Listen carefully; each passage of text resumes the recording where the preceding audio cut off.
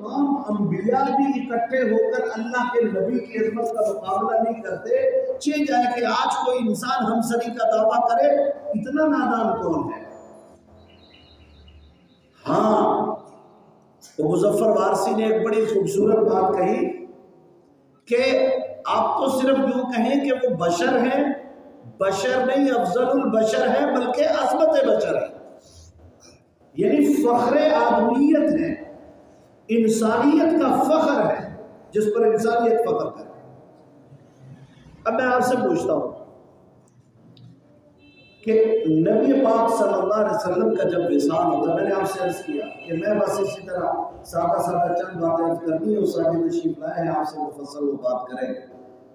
انبیاء علیہ السلام جب انتقال ہوتا ہے تو نبی کی زوجہ سے نکاح جائز نہیں۔ میں آپ سے پوچھوں کس لیے؟ اب کہیں گے ازواجہ امہاتہ، کہ نبی کی بیوی امت کی ماں ہے۔ پھر ذہن میں سوال پیدا ہوتا ہے کہ اگر نبی کی بیوی امت کی ماں ہے، اس سے نکاح نہیں، تو استاذ کی گھر والی بھی تو ماں ہو گئی، مرشد شیخ والد کے درجہ میں ہے، اس کی اہلیہ بھی تو ماں ہو گئی، پھر تو اس سے بھی نکاح جائز نہیں ہونا چاہیے۔ یہ اصل وجہ کیا ہے؟ اب کہیں کہ انبیاء علیہ السلام اپنی قبروں میں زندہ ہیں، احناف کا یہ عقیدہ ہے۔ اہل سنت والجماعت علماء دیوبند نے بڑی صراحت کے ساتھ المحنت المفنت میں ساجد تشریف فرما ہے، پوری تفصیل کے ساتھ بتایا کہ ہمارا یہ جو دنیاوی جسد ہے، اسی جسم کو اللہ نے حیات دی ہے، اور آپ اپنی قبر اندر میں زندہ جاوید ہیں، روح اور جسم کے تعلق کے ساتھ ہے۔ کوئی دور سے درود پڑھے آپ تک پہنچایا جاتا ہے، قریب جا کے کوئی پڑھے آپ سنتے ہیں اور اس کا جواب۔ یہ عقیدہ ہے کہ حضور حیات ہے، تو اس لیے نکاح جائز نہیں۔ اگر میں کہوں کہ یہی بات ہے کہ حیات ہے اور نکاح جائز نہیں، تو پھر تو شہید بھی زندہ ہے، شہید کی گھر والی سے بھی نکاح جائز نہیں ہونا چاہیے۔ بات سمجھنے کی کوشش کریں، میں عرض یہ کر رہا ہوں کہ اصل وجہ کیا ہے، وہ وجہ افتخار کیا ہے، کیوں نبی کے بعد اس کی زوجہ سے نکاح جائز ہے، کیوں جائز ہے؟ اس کی وجہ کیا ہے کہ میرا تیرا جو موت کا تصور ہے عام آدمی پر، نبی کے ساتھ معاملہ یہ نہیں ہے۔ اگر بات سمجھ نہیں آئی تو پھر میں آپ کو قاسم العلوم والخیرات دیوبند کے کلندر حضرت مولانا قاسم نانوتوی کے دربار میں لیے چلو۔ حضرت فرماتے ہیں جب عام آدمی پر موت آتی ہے تو دل پر بھی موت آتی ہے، آنکھ پر بھی موت آتی ہے، زبان پر بھی موت آتی ہے، کان پر بھی موت آتی ہے، تمام اعضاء پر موت آتی ہے۔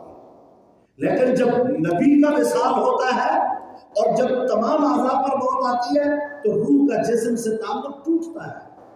لیکن جب نبی کا معاملہ ہے تو نبی کے ساتھ روح کا جسم سے انقطاع نہیں ہوتا، بلکہ تمام بدن سے روح سمیٹ کر قلب نبوت میں جمع کر دی جاتی ہے، کچھ دیر وہاں استقرار پاتی ہے، اس کے بعد پھر پھوٹ کر وہ پورے بدن پر پھیل جاتی ہے۔ انبیاء کی قبر کی زندگی ان کی دنیا کی زندگی سے بھی وہ موت نہیں جو عام انسانوں پر آتی ہے۔ تو جب ان کا وصال اور ہے، میرا اور ہے، تو جب انبیاء کے روح کا بدن سے رشتہ ہی نہیں ٹوٹا تو ان کی ازواج ان کے حرم میں باقی رہتی ہے، ان کا نکاح بھی ان سے باقی رہتا ہے۔ اس وجہ سے کسی اور کے لیے ان کو اپنے حرم میں لانا جائز نہیں ہوتا۔ اور یہ جو اوصاف ہے نبوت کے، اور یہ حیات النبی والے جو بات شعر بیٹھا تھا وہ مستعد تشریف لائے، اسی پہ میں ختم کروں گا آخری 2-4 منٹ، کہ یہ حیات النبی یہ وہ عقیدہ ہے کہ جو ختم نبوت کے عقیدے کی بنیاد بنتا ہے۔ بس یہ آخری بات کر کے ختم ہے۔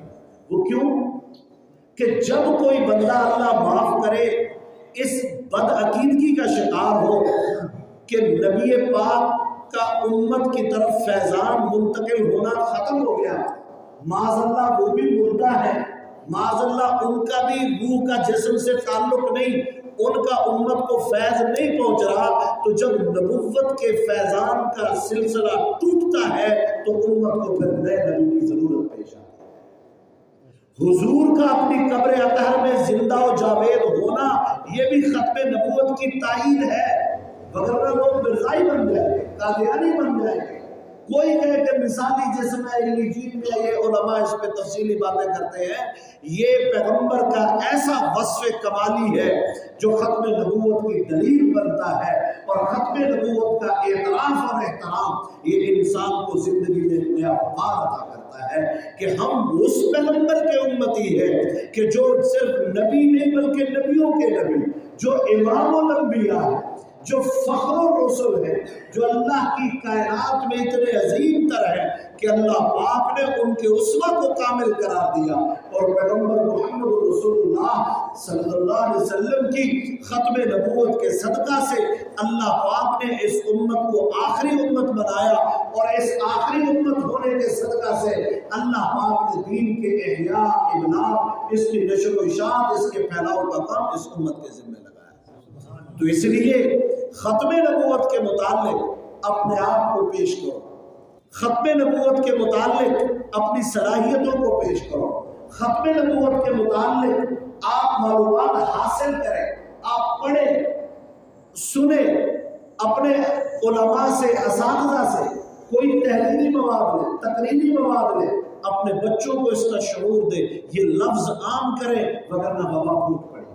اسی وجہ سے علماء کرام نے جب یہ محسوس کیا کہ ہمارے وطن عزیز پاکستان میں کچھ عرصہ سے مقامی سطح پر اب ریاستی سطح پر قادیانیت کی سرپرستی ہو رہی ہے، تو علماء کرام بڑی دیدہ دلیری کے ساتھ میدان میں سامنے آئے، صد سکندری بن گئے۔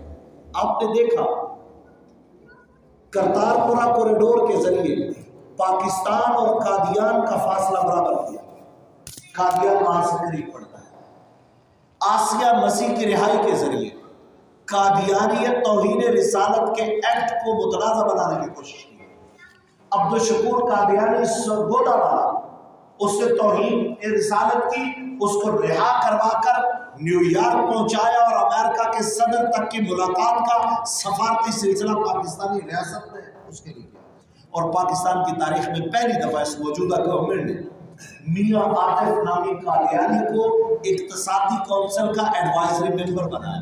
علماء کرام نے احتجاج کیا، پھر انہوں نے پیچھے ہٹے، ایکڑوں پر محیط اسلام آباد کے نواح میں رقبے اور پلاٹ ان کو الاٹ کر دیے گئے، اور آج وہ بڑی جرت کے ساتھ، بڑی تیزی کے ساتھ ملک میں کام کر رہے ہیں۔ علماء کرام کھڑے ہوئے جگہ جگہ پروگرامات کر رہے ہیں، جلسے کر رہے ہیں، اور امت کو متوجہ کر رہے ہیں کہ ختم نبوت کے حوالے سے اپنی ذمہ داری سمجھو، ختم نبوت کے حوالے سے اپنے آپ کو تیار کرو۔ تو اس لیے میرے بھائی اور دوستو، یہ ربیع الاول کے ایام یہ اس بات کا ہم سے عہد کرتے ہیں کہ ہم قانی کرنے والے پیغمبر محمد رسول اللہ صلی اللہ علیہ وسلم کی ذات سے ہم وفاداری سیکھیں۔ وفاداری یہ ہے کہ سنت عمل میں لائیں، آپ کی نبوت کی عظمت کی خاطر ہم کٹ مرنے کے لیے تیار ہوں۔ ہماری جان، مال، عزت، آبرو سب کچھ سستا ہے، قانی کرنے والے کی عظمت پہ قربان ہو جائے، اس سے بڑا ہمارے لیے آسان سودا اور کوئی نہیں ہے۔ دعا ہے کہ اللہ پاک ہم سب کو حضور کی ختم نبوت کے ساتھ وفاداری اور غیرت نصیب فرمائے۔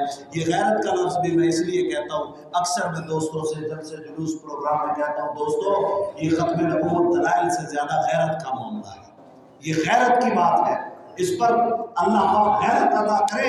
یہ نہیں کہ کوئی مقابل آئے تو اس سے دلیلیں مانگی جائیں، نہیں، مقابل کو سننا بھی گوارا نہ ہو۔ میرا پیغمبر آمنہ کرا دو جہاں کا سردار، اس کے مقابل میں کسی اور کی تکرار سنوں، یہ غیرت کا معاملہ ہے۔ بالکل اسی طرح ایک لفظ کہہ کے ختم کروں، ہم میں سے کسی کو کوئی آ کر یہ کہہ دے کہ میں تیرا والد ہوں تو میں اسے دلیل مانگوں گا۔ کوئی آ کر کہے کہ میں تیرا والد ہوں، والد میرا وہ نہیں، میرا والد اور ہے، میری اماں نے مجھے اور کی طرف بتایا کہ تیرا والد یہ ہے، تیرا یہ والد ہے، اس کے نطفے سے تیرا جنم ہے۔ اب کوئی اور اجنبی آ کے کہے کہ تیرا والد میں ہوں، میں تیرا باپ ہوں، تو اس سے کون دلیل مانگے گا؟ اس سے غیرت کے ساتھ ٹکرا جاتا ہے انسان، وہاں کوئی شک و شبہ کی گنجائش نہیں ہوتی۔ اللہ پاک عمل کی توفیق عطا فرمائے۔ ایک میں نے آپ حضرات کو دعوت بھی دینی ہے، یہ اشتہار ہمارے علی پور میں اسی مہینے کے آخر میں 30 تاریخ کو ایک پروگرام منعقد ہو رہا ہے حضور صلی اللہ علیہ وسلم کی ختم نبوت کے حوالے سے. یہ خاتم الانبیاء کانفرنس یہ پروگرام منعقد ہو رہا ہے جس میں ہمارے حضرت اقدس حضرت مولانا عبدالغفور حیدری صاحب جو مرکزی سیکرٹری جنرل ہے جمعیت علماء اسلام کے انشاءاللہ عزیز وہ تشریف لائیں گے. اور اسی طرح مرکزی ڈپٹی سیکرٹری جنرل حضرت مولانا امجد خان صاحب, اسی طرح صوبائی سیکرٹری جنرل حضرت مولانا صفی اللہ صاحب اور حضرت مولانا سید محمد زکریا شاہ صاحب, حافظ منیر احمد صاحب اور دیگر اکابر بزرگ تشریف لائیں گے. تمام حضرات کو میں دعوت دیتا ہوں آپ کے اس اجتماع کی وساطت سے کہ آپ ہمارے اس پروگرام میں تشریف لائیں. انشاءاللہ العزیز ختم نبوت کے حوالے سے ہمیں جہاں جب بلایا جائے گا تو انشاءاللہ ہم اس کے لیے تیار ہوں گے نا. آپ کھڑے کر کے بتائیں آئیں گے نا انشاءاللہ. حضور کی ختم نبوت پہ جان دینی پڑے تو دیں گے انشاءاللہ.